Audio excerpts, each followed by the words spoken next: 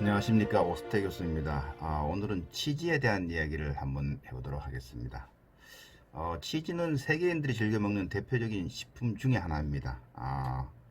치즈란 말은 영어인데 어원으로서는 독일어 카제와 라틴어 카세우스에서 유래되었습니다. 이 말이 고대 영어인 카제에 영향을 주고 다시 중세 영어인 치스 그리고 현대 치즈로 이제 변화된 것입니다. 프랑스 말로는 치즈를 포마주라고 하는데 포마주는 이제 그리스 말로 바구니를 뜻합니다. 그런데 왜 바구니가 치즈가 되었을까요?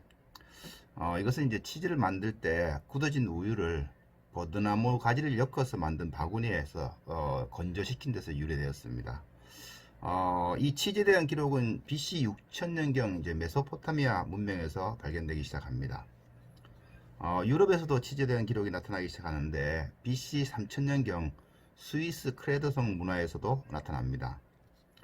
그런데 재미있는 사실은 치즈가 발견된 이야기는 아라비아에서 시작됩니다. 고대 아라비아에 카나나라고 한 상인이 있었는데 이 사람이 이제 우유를 좋아했고 이제 어느 날 사막을 여행하기 위해서 양의 위를 건조시킨 물 주머니에다가 물 대신에 우유를 넣고 갔습니다. 그런데 시간이 흐른 뒤에 우유를 먹으려고 주머니를 열어보니 그 우유가 이제 굳어진 상태로 즉 응유, 커드가 만들어진 것이라고 볼 수 있겠죠. 이 상태가 되었다고 합니다. 마치 우유가 상한 것처럼 보였지만 덩어리진 커드를 먹어보니까 맛도 괜찮고 먹을만 해서 사막을 횡단하는 동안에 이것을 먹으면서 여행을 했다고 합니다. 이것이 처음으로 응유를 이제 사용한 치즈라고 볼 수 있는데 처음에는 우유가 어떻게 이렇게 커드가 되는지를 알 수가 없었습니다.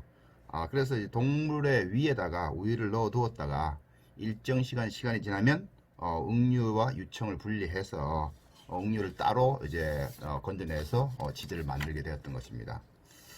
사실 반추동물 즉 대세김을 한 동물의 위에는 소화 효소인 레닌이 들어 있습니다.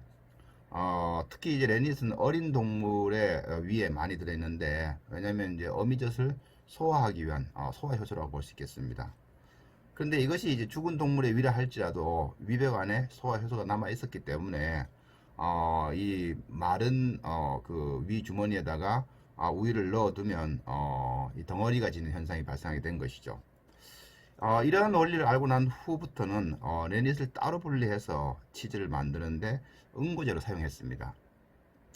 이것은 뭐 산성인데 요즘에 와서는 식초나 레몬즙을 넣어서도 치즈를 만들 수가 있습니다.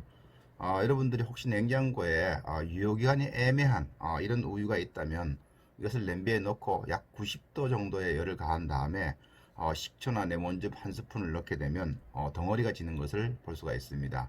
마치 순두부처럼 덩어리가 지면 이때에 이 덩어리를 건져내서 뭉쳐 두었다가 냉장고 넣어서 우유로 치즈로 만들어서 사용하면 됩니다. 사실 치즈는 아시아에서 유럽으로 전달되었다고 하는 것이 정설로 남아 있습니다. 잘 아시는 바와 같이 원나라의 징기스칸 병사들은 치즈를 군량으로 사용해서 유럽까지 진출할 수가 있었습니다. 그렇게 할 수 있었던 것은 치즈가 휴대와 보관이 용이하고 열량이 높아서 당시에 전투식량으로서는 매우 유용했기 때문입니다. 이러한 이유 때문에 이제 세계 1차, 2차 대전에서도 군 보급품으로 치즈를 보급하였습니다. 중세에 와서는 이제 교회 수도원의 치즈 제조 기술이 잘 보존되었었는데요. 수도원마다 각자 고유한 제조 기술을 가지고 있었기 때문에 이것은 이제 수도원의 재산이 되기도 했습니다. 그러다 보니까 오늘날 유럽의 각 나라들이 치즈의 강국이 되었다고 볼 수가 있습니다. 치즈의 종류는 세계적으로 약 1000종에 이르고 있는데요. 치즈의 맛과 향은 이제 원유, 그리고 산지, 종류에 따라서 각 다르게 나타납니다. 물론 이제 숙성 과정이나 효모, 곰팡이, 물, 기후, 온도의 영향을 받기도 하겠죠. 그래서 이제 같은 치즈라 하더라도 어디에서 만들어졌냐에 따라서 맛과 향의 차이가 달라지게 되는 겁니다. 그렇지만 이제 치즈를 만드는 과정은 뭐 크게 다르지가 않습니다.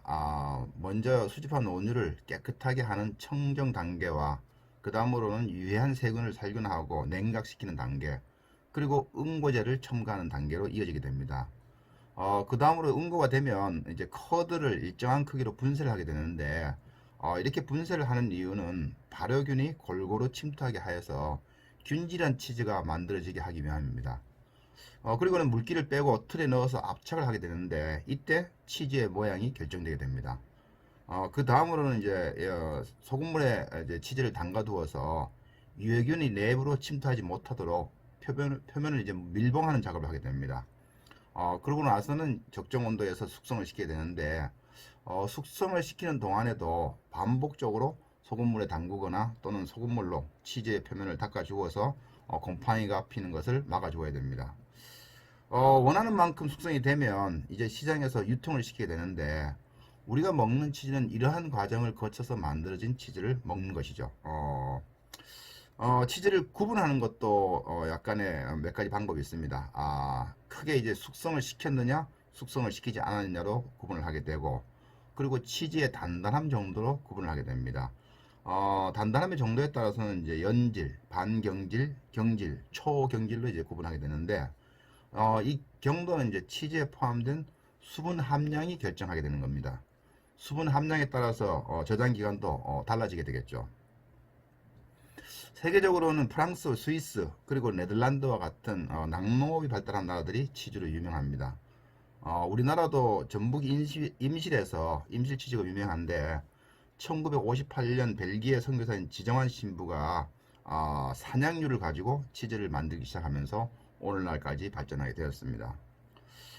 치즈에 대한 이야기는 너무 방대하기 때문에 다 말씀드릴 수는 없고, 오늘은 치즈의 기원과 치즈를 만드는 과정, 그리고 치즈의 종류를 구분하는 방법에 대해서 살펴보았습니다. 여러분들 이 이야기를 듣고 치즈를 드시면서 치즈가 어떻게 만들어졌고 어떤 기원을 가지고 있는지 알았으면 좋겠습니다. 감사합니다. 오석태기였습니다.